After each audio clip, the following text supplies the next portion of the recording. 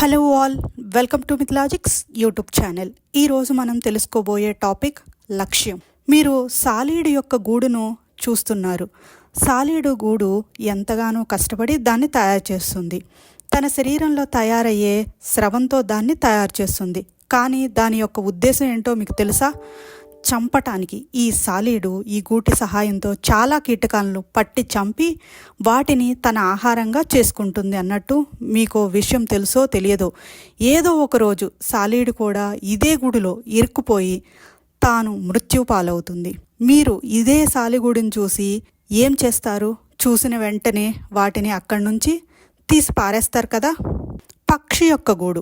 పక్షి గూడు కూడా ఎంతో కష్టపడి దాన్ని తయారు చేసుకుంటుంది. కానీ ఒకవేళ పక్షి దీనిని వదిలేసి వెళ్ళిపోయినా దాని తర్వాత కూడా ఎవరూ దీనిని నాశనం చెయ్యరు. కారణం ఏమిటంటే దీని నిర్మాణం జీవితాన్ని కొనసాగించటానికి జరుగుతుంది, చంపటానికి కాదు.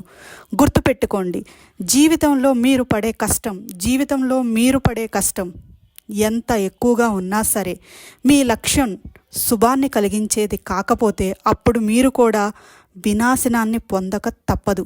అందుకని ప్రయత్నిస్తూనే ఉండండి, శుభాన్ని కలిగిస్తూ ఉండండి. Hope you like this video. Thank you.